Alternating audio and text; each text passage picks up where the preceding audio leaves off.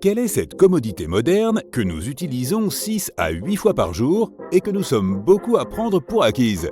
Réponse: les toilettes, bien sûr. Certains sur les réseaux sociaux affirment que nous utilisons mal nos toilettes. Au lieu de nous y asseoir comme sur n'importe quel siège, nous devrions plutôt faire face à l'arrière. C'est vrai, une autre façon d'utiliser les toilettes est de s'asseoir face au réservoir. Cela rend la structure et la forme beaucoup plus logiques, ce qui donne aux toilettes des utilisations différentes. Tu peux maintenant utiliser le réservoir des toilettes comme un bureau improvisé. C'est l'endroit idéal pour poser ton téléphone, quelques livres, un verre de lait et peut-être même un sandwich. Idéal pour les gens multitâches. Mais est-ce vraiment une bonne idée? Probablement pas. Un problème, les médecins préviennent que rester assis trop longtemps sur le trône peut causer des problèmes. En fait, passer plus de 10 minutes à utiliser les toilettes serait déjà excessif. Alors ne t'installe pas pour regarder ton émission de télévision préférée. Qu'en est-il d'y manger et d'y boire? Dans une enquête réalisée au Royaume-Uni, 18% des sondés ont déclaré manger aux toilettes. Si tu le fais aussi, eh bien te voilà moins seul. Mais les cuvettes de toilettes sont couvertes de 3,2 millions de bactéries par centimètre carré. Bark! Tu veux vraiment ça près de tes chips et de ton soda? Les toilettes ne sont pas la surface la plus sale que tu côtoies quotidiennement, néanmoins. Quelles sont-elles? Ta brosse à dents en fait partie. Chaque matin, cette chose que tu mets dans ta bouche contient 200 000 bactéries par centimètre carré. Et puis il y a le clavier de ton ordinateur. Sans un bon nettoyage, il contient presque 200 fois plus de bactéries que les toilettes. Même ton smartphone est un problème.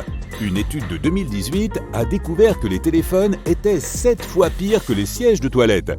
Sérieusement, quand as-tu nettoyé cet engin pour la dernière fois? La plupart d'entre nous ont grandi avec des noms pittoresques pour les toilettes et certaines de ces expressions en révèlent beaucoup sur leur histoire. Par exemple, pour les enfants, on utilise le terme de pot. Sais-tu pourquoi? Ce terme trouve son origine au Moyen-Âge. À l'époque, les toilettes étaient un véritable pot de chambre. La seule façon de se débarrasser de son contenu était de le vider après utilisation. La façon la plus simple de le faire pour ceux qui vivaient au-dessus du rez-de-chaussée était de le jeter par la fenêtre. En France, on avertissait les passants avec la phrase « Prenez garde à l'eau » qui donnerait « Gardez-l'eau » chez nos voisins britanniques. Quand tu entendais ces mots, tu savais qu'il fallait te couvrir la tête et courir très vite.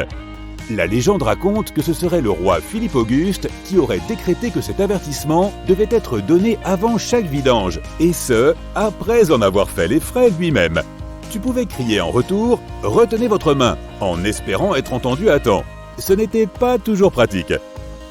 Sais-tu que cela a également donné naissance au dicton britannique « Cheerio ». Les bourgeois les plus aisés étaient parfois transportés dans des chaises spéciales.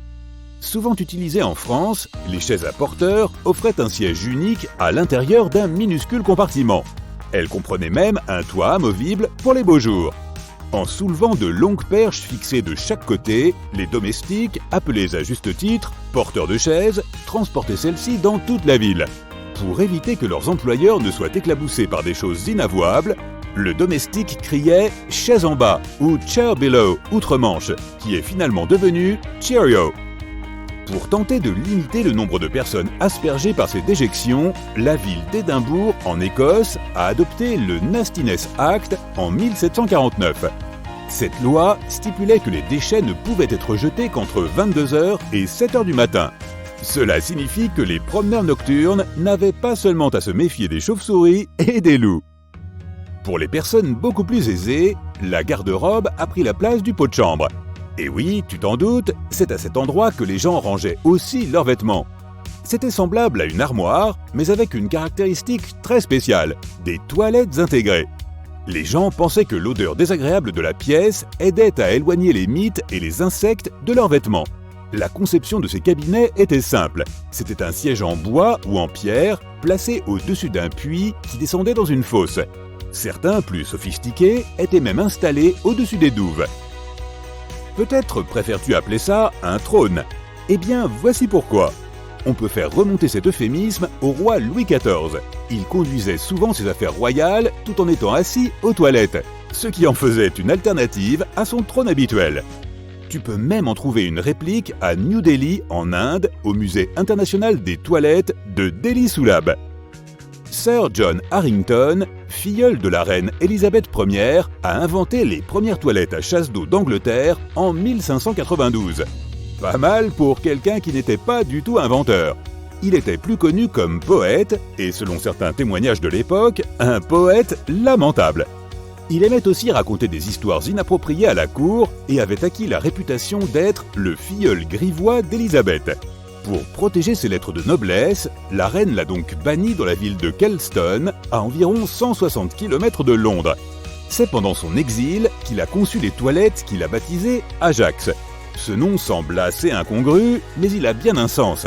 À l'époque, le terme « Jakes » était un argot local pour désigner les petits coins. Ajax était donc un jeu de mots basé sur les Jakes. C'était une installation impressionnante pourvue d'une citerne surélevée attachée à un petit tuyau. Lorsque la chasse d'eau était actionnée, elle projetait de l'eau dans la cuvette pour évacuer tous les déchets. La reine Élisabeth a finalement autorisé Harrington à retourner à Londres. Il a fièrement exhibé sa nouvelle invention et la reine a été si impressionnée par celle-ci qu'elle en a commandé une pour elle-même. Mais avoir une reine pour cliente n'était guère suffisant. L'idée des toilettes à chasse d'eau n'allait pas s'imposer avant quelques siècles. En 1775, Alexander Cummings a amélioré la conception d'Harrington pour créer des toilettes à chasse d'eau sans odeur. Il a incorporé ce tuyau en forme de S que nous utilisons encore aujourd'hui. La forme piège les pires odeurs dans les toilettes et loin de nos nez sensibles. Pourquoi n'y a-t-il pas de jour férié en mémoire de ce brave homme ? Mais attends, as-tu déjà entendu que l'inventeur des toilettes était en fait un homme au nom prédestiné de Thomas Scraper ? Il a vraiment existé. Il travaillait comme ingénieur sanitaire au début des années 1900 et a créé la première salle d'exposition dédiée aux commodités du petit coin. Il a même estampillé son nom, T. Crapper, sur les articles qu'il vendait. Wallace Rayburn a embelli cette histoire dans son livre de 1969, Flushed with Pride, l'histoire de Thomas Crapper. La biographie qui affirmait que Thomas avait quitté la maison à 11 ans pour devenir plombier à Londres, où il inventerait finalement les toilettes modernes, était essentiellement fictive. Rayburn a également écrit au sujet de l'inventeur fictif du soutien-gorge dans Bust Up, l'histoire édifiante d'Otto Titzling. Mais même si les choses se sont améliorées, les toilettes peuvent encore être la source de certaines expériences plutôt désagréables. J'espère que tu n'es pas encore dégoûté. Nous avons tous entendu des histoires de serpents sortant des toilettes des gens. Ne s'agit-il pas simplement de légendes urbaines idiotes ? Bien que cela soit rare, les serpents sont capables de sortir et sortent effectivement des toilettes des gens. La plupart des canalisations de nos systèmes d'égouts sont plus secs que les gens ne le pensent, ce qui facilite le passage des serpents. La seule véritable eau qu'ils rencontrent se trouve dans la cuvette des toilettes elle-même, ce qui ne constitue pas une grande barrière pour l'animal. Une famille a découvert un python dans ses toilettes en Australie. Il mesurait près de 2,50 m de long. Je n'utiliserai peut-être plus jamais les toilettes. Tu peux équiper ta plomberie d'un clapet multiple si cela te fiche vraiment la trouille. Il laisse l'eau et les déchets sortir, tout en empêchant tout ce qui rampe d'entrer. Y a pas de quoi. Quel est le montant maximum que tu dépenserais pour du papier toilette ? Une entreprise australienne a créé un rouleau fabriqué avec de l'or 22 carats. Vendu en 2013, il a coûté 1 376 900 $. J'espère qu'ils étaient à 3 épaisseurs. Et il n'a probablement pas duré longtemps, car nous utilisons environ 57 feuilles de papier toilette par jour. Cela s'additionne. Les Américains représentent à eux seuls 433 millions de kilomètres de PQ utilisés chaque année. Entièrement déroulé, cela ferait tout le chemin jusqu'au soleil, aller et retour.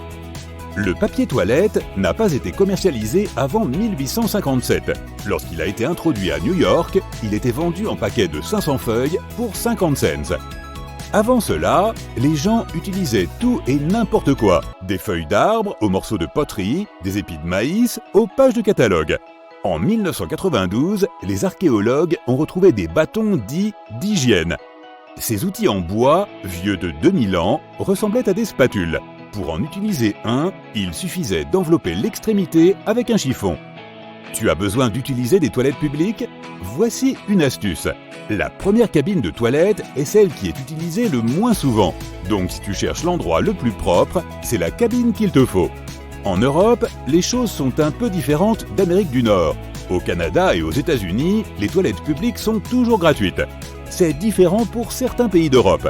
Dans des endroits comme Londres ou Bruxelles, il te faut d'abord payer, parfois jusqu'à 1,50 €. Bien, et maintenant que tu apprécies sincèrement tes toilettes, pourquoi ne pas leur envoyer une petite carte à l'occasion de la Journée nationale des toilettes, célébrée chaque année le 19 novembre ?